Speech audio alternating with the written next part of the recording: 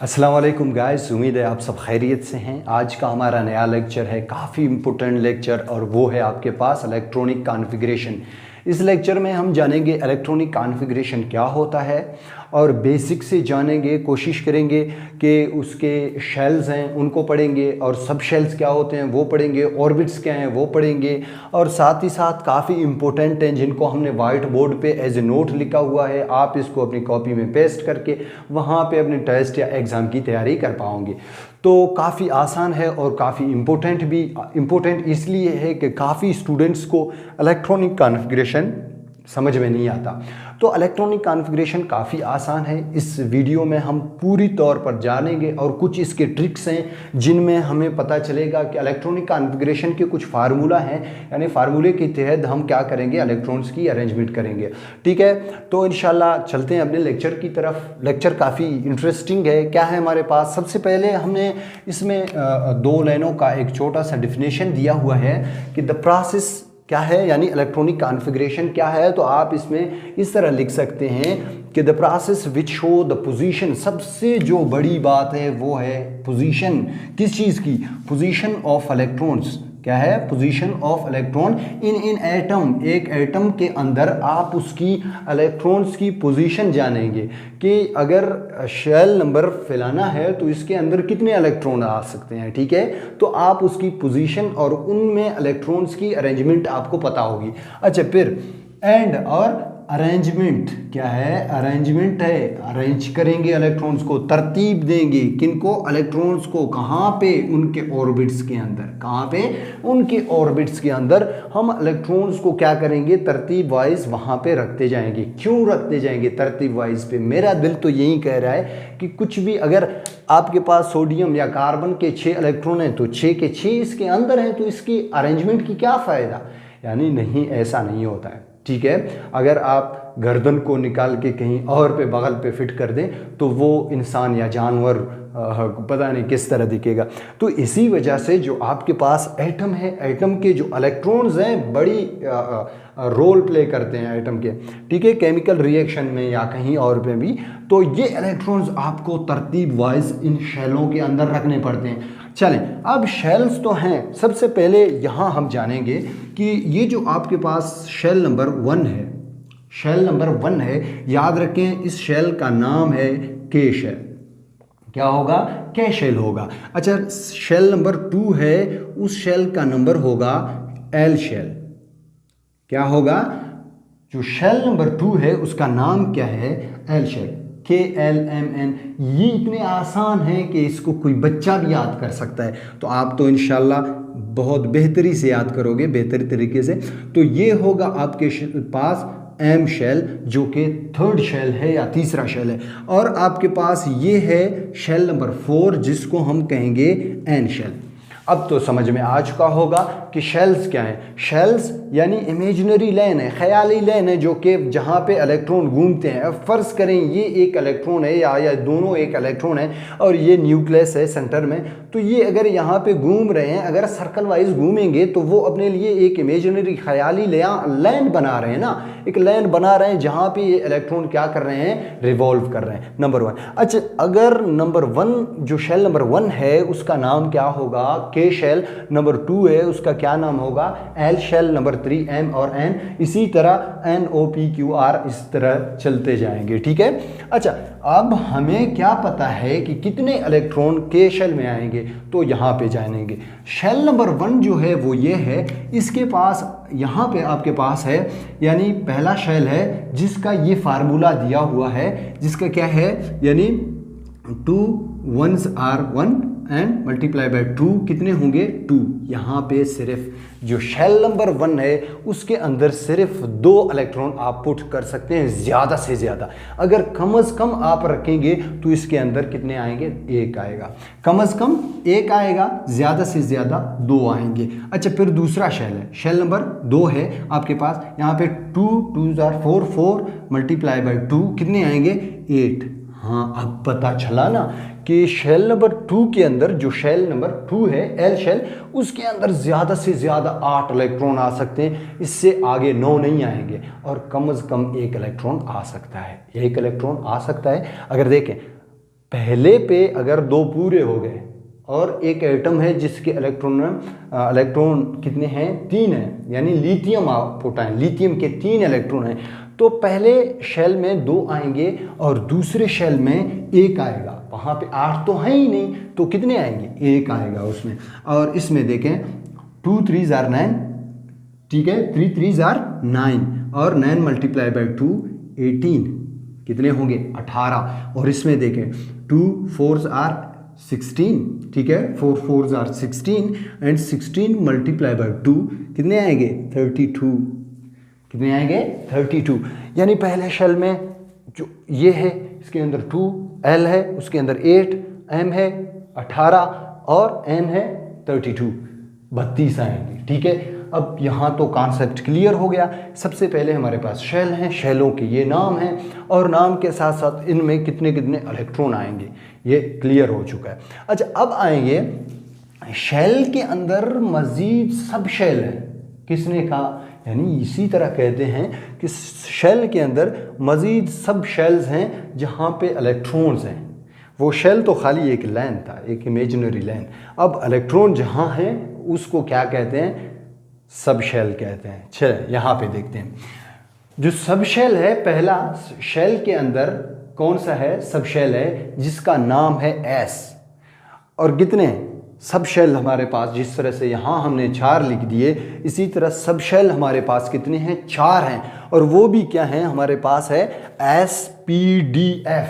ये याद करें कि शेल KLMN इसी तरह जाएंगे, लेकिन इनका जो नाम है वो खासकर एस है, कोई और सब शेल नहीं है, एस सब शेल है, पी है कोई और नहीं है, डी है कोई और नहीं है, एल है, और ये यहाँ तक लिमिटेड है। और ये कहाँ हैं, शेल्स अनलिमिटेड हैं, ये कितने भी हो सकते हैं, ठीक है। तो सबसे पहले जो के शेल के अंदर एक ही क्या है, सब शेल है। के शेल के अंदर जो के शेल था ये वाला, इसके अंदर सिर्फ एक सब शेल है, वो क्या है, एस है, जिसके अंदर 2 इलेक्ट्रॉन्स आ सकते हैं, 2 इलेक्ट्रॉन आ सकते हैं। अच्छा, फिर एल को देखें, एल के अंदर 2 सब शेल हैं, कितने हैं, 2 सब शेल हैं। एस भी है, साथ साथ पी भी है, लेकिन एस के अंदर तो 2 आ सकते हैं, पी के अंदर 6 इलेक्ट्रॉन आ सकते हैं। किस तरह 6 आएंगे वो हम नीचे यहाँ पे पढ़ेंगे, ठीक है।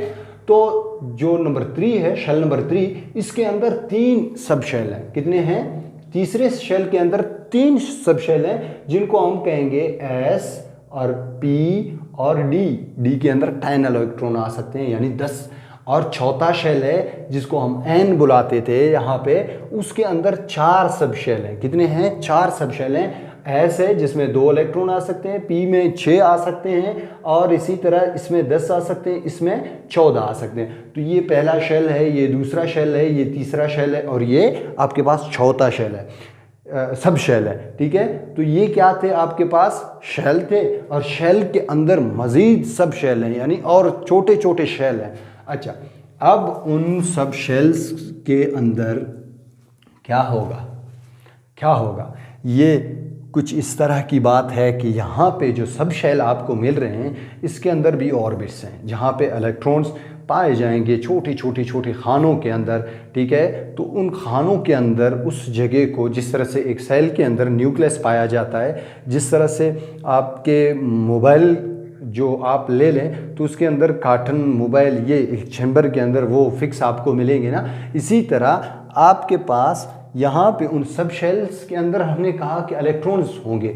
तो अब ऐसे इसके अंदर ज़्यादा से ज़्यादा 2 इलेक्ट्रॉन, कम से कम 1 इलेक्ट्रॉन आ सकता है, लेकिन इसका एक ही ऑर्बिट है, एक ही ऑर्बिट है इसके अंदर, और उसके अंदर एक ऑर्बिट के अंदर 2 इलेक्ट्रॉन आ सकते हैं, एक ऑर्बिट के अंदर 2 इलेक्ट्रॉन आ सकते हैं।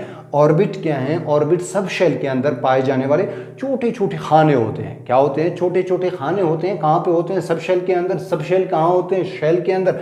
अब यहाँ देखें, और फिर आपके पास है पी जो हमने यहाँ पे इसका जिक्र किया था, वो क्या था, उसके अंदर 1 2 3 ऑर्बिट्स हैं, हर एक ऑर्बिट के अंदर 2 इलेक्ट्रॉन आते हैं।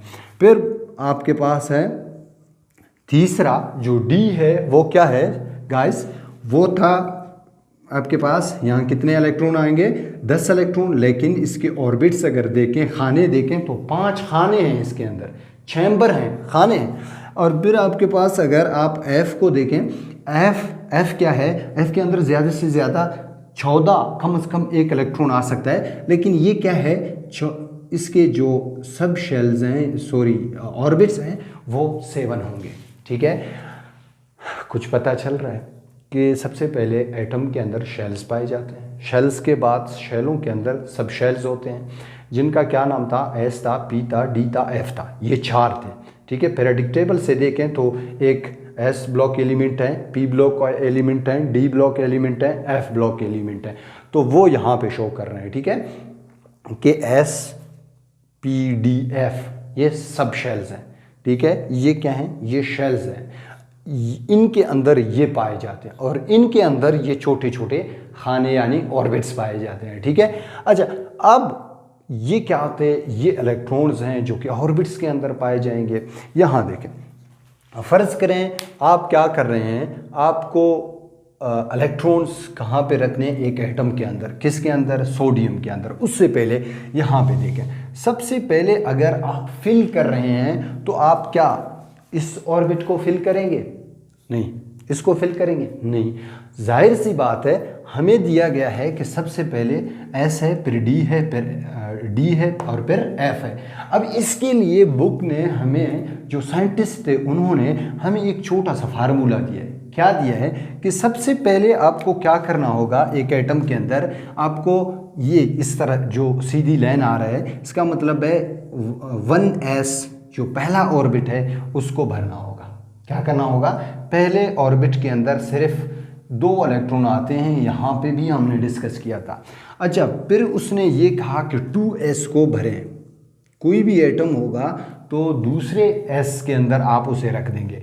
अच्छा, फिर आपके पास है, इसको आप भरेंगे, 2p को भरेंगे, तो यहाँ पे आप लिखोगे 2p। देखें, ये लाइन इस तरह आ रहा है, आपने ये भी फिल कर दिया, ये ऑर्बिट भी फिल कर दिया है और ये भी फिल कर दिया। अच्छा, इससे अगर पहले आपको अगर समझ में ना आ रहा हो तो यहाँ पे देखें, सबसे पहले आपको 1 2 3 इंटीगर्स यहाँ तक लिखने हैं इस तरह कॉलम में। ठीक है, उसके साथ S S S S S लिखना है।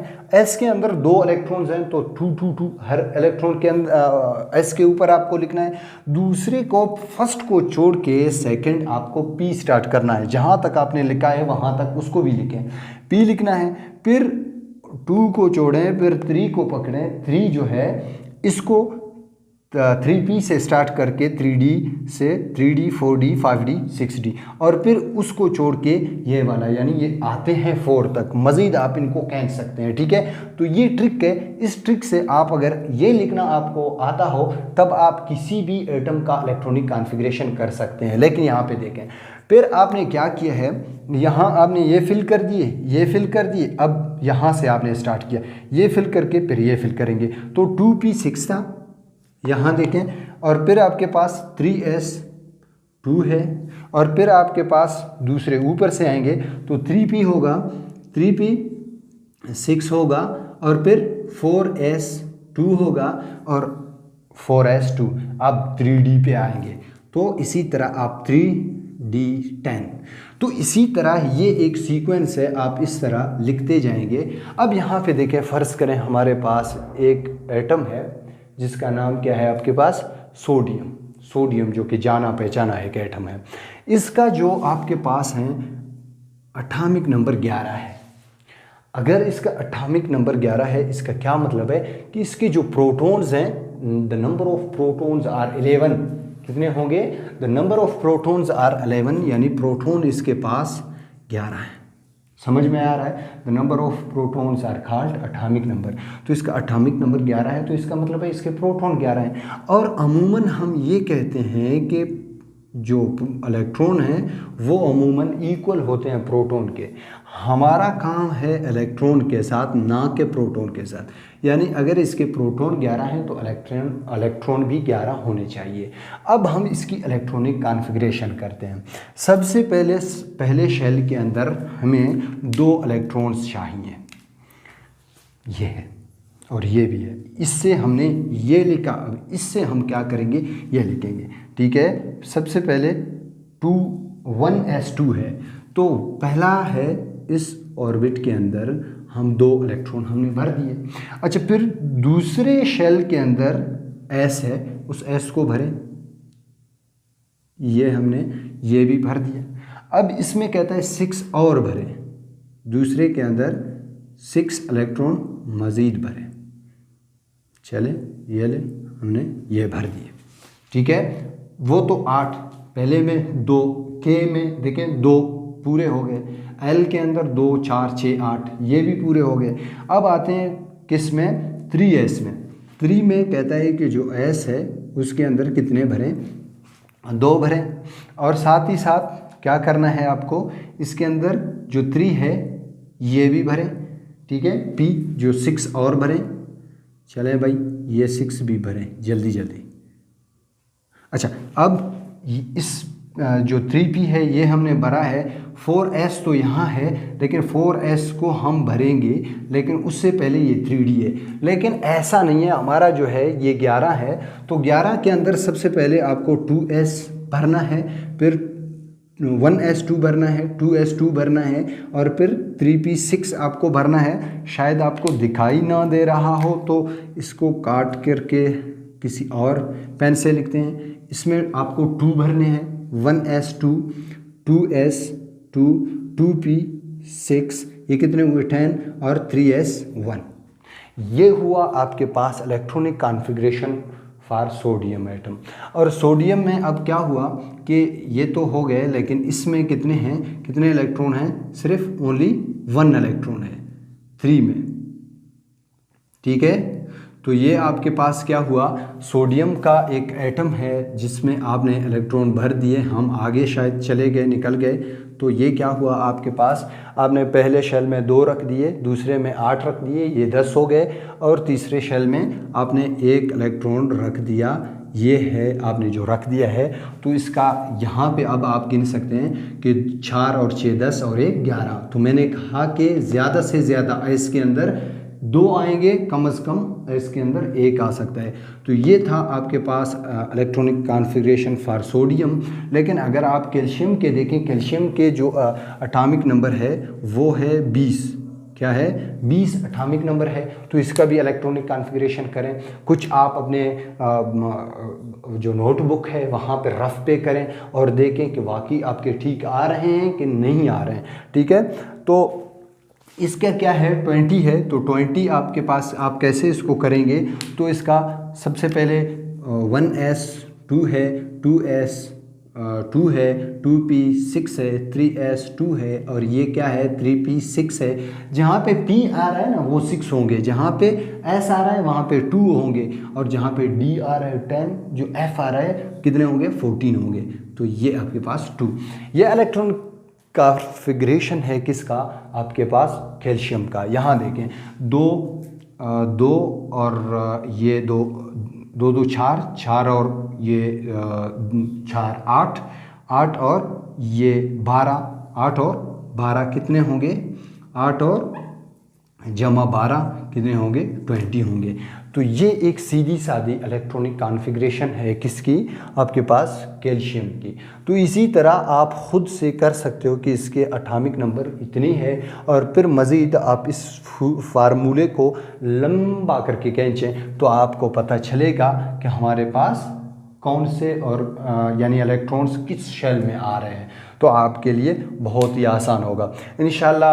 आपके लिए मेरे सोच के मुताबिक क्लियर है। अगर फिर भी आपको इलेक्ट्रॉनिक कॉन्फ़िगरेशन में अगर कोई मसला है तो आप उसे हमें कमेंट बॉक्स में मेंशन कर सकते हैं और वहाँ पे पूछ सकते हैं। तो ये था आपके लेक्चर नंबर 5 इंशाल्लाह क्लियर हो चुका है, और इससे शॉर्ट स्क्रीन ले लें ताकि आपको समझ में आ जाए। और इंशाल्लाह अल्लाह हाफ़िज़, खुश रहें, आबाद रहें। फिर मिलेंगे एक नए लेक्चर के साथ।